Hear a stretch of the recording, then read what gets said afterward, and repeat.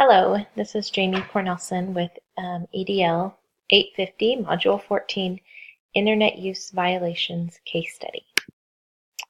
So Category 1 is Problem Identification and Analysis, and we're going to start out by talking about what we know. This case study occurred at Slattery Steno High School.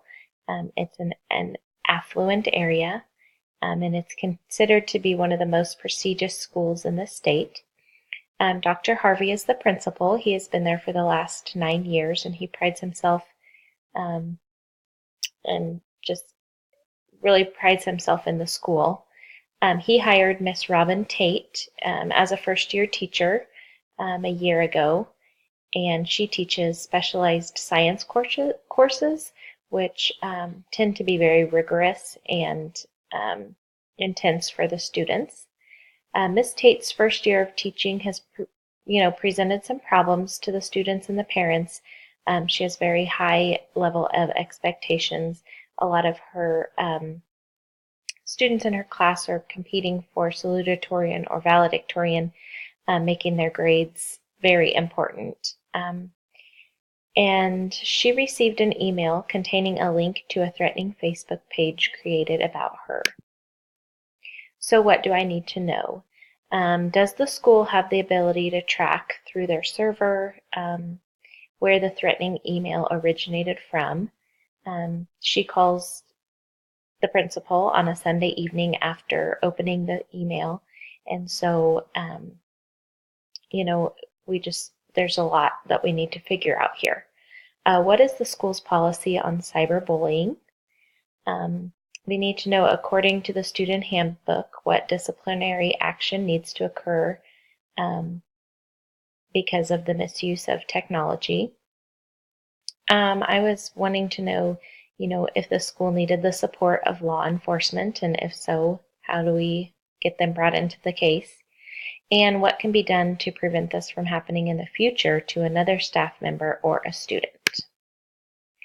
So the problem is, how does one proceed in handling the threat to Miss Tate?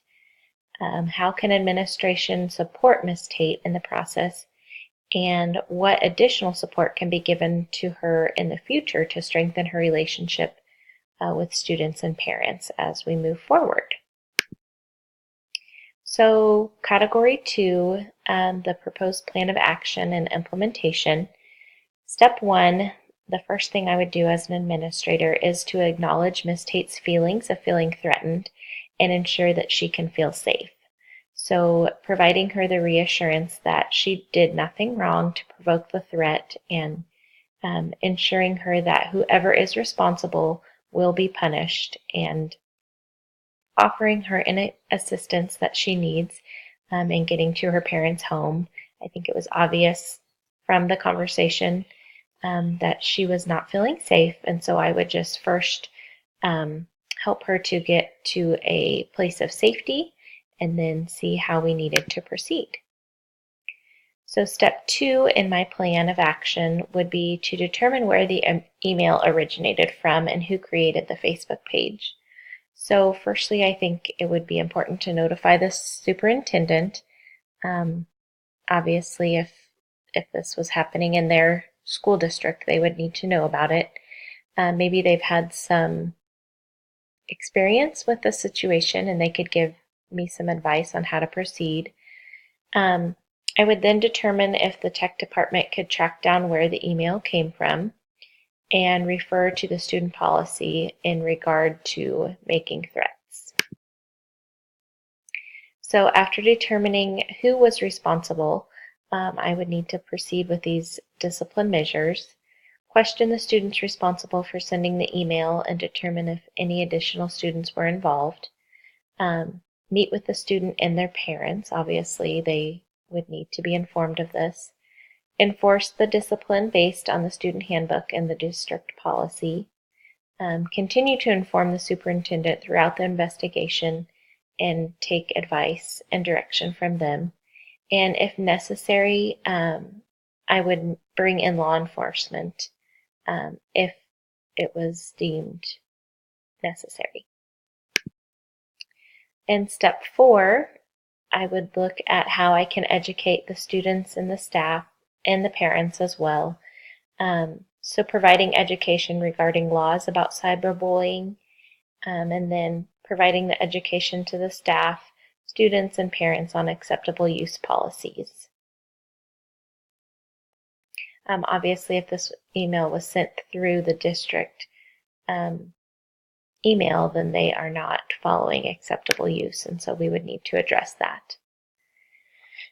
Category 3 is the resolution promoting academic success and the personal well-being of all students. So when I considered the question, what is best for students, the situation will need to be handled following the guidelines in the student handbook based on making threats to others. So obviously there are policies in place, and I would have to follow those. And if those policies indicated that law enforcement needed to be brought in, then those measures would be taken as well. Helping Miss Tate to feel safe and working with her to improve on her classroom practices would be important, and what would be best for students currently and in the future. Creating a positive learning environment in the school for all students and staff by implementing some positive behavior support school-wide. And obviously an increased education on cyberbullying and internet safety would be helpful. And then bringing in the parents, recruiting them in my efforts to keep everybody safe would be best for students. So what was I thinking as I debriefed this problem? As an administrator, I would rely heavily on support and guidance from the superintendent and other administration who have possibly dealt with a similar situation. I like to obviously learn from those that have gone before me, and so I would look to them for advice and guidance. I was thinking that I would need to err on the side of caution. I would work with a school resource officer to ensure that all individuals are safe and protected in this situation. And I was also thinking that Miss Tate's safety would be my number one concern, and I would not want her to get the perception that I didn't care or act on a situation that was obviously very concerning to her. The second question of what was I feeling, I feel like the students responsible for this were maybe not aware of the severity of their actions, and what probably started as a joke resulted in a threatening situation for all individuals involved. So I just feel like maybe it was a joke that was taken too far. I would avoid singling any students out, for example, William Hall, until I had proof that he was the individual involved. I would want to, just proceed very cautiously before bringing anybody in based on the feelings that Ms. Tate had. I would not want to accuse anybody or make them feel falsely accused. And then I was feeling, how could we use this as an opportunity for growth, and using this situation as a way to find out what educational needs need to be implemented to make all individuals in the school aware of cyberbullying. And then what was I valuing? I really value the relationships that are present, and when considering how to proceed, it will be important to preserve and strengthen the relationships that are present. So I was thinking the relationship between the principal and Ms. Tate, the relationships between her and their students and their parents, and then my relationship with Ms. Tate as well. I was valuing a sense of safety for all individuals, and it's important and should be the forefront of decision making. And then the reputations that are at stake. Obviously, the school district's reputation is on the line about how they're going to proceed and handle the situation. The principal, Miss Tate, her students, obviously internet use violation is a big deal, and I just would want everyone's reputations to be protected as we moved forward. So debriefing the problems, I think there are lots of issues that are unresolved and open to further investigation. Firstly, will it be possible to determine the individual or individuals responsible for sending the email and creating the Facebook page? If the tech department doesn't have that capability, then I think that's when we would have to bring in law enforcement. But I would want to know when that needed to be done and who determines that we bring them in. Another unresolved issue is what support does Ms. Tate need in the classroom to build those relationships and rapport with her students and parents? Obviously, the principal had offered some suggestions and guidance, but Ms. Tate didn't take him up on those suggestions, and so what additional support does she need? And then how do we need to educate all about cyberbullying?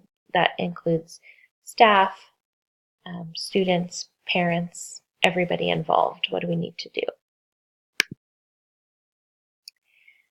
So now we're looking at category 5, those professional ethics components.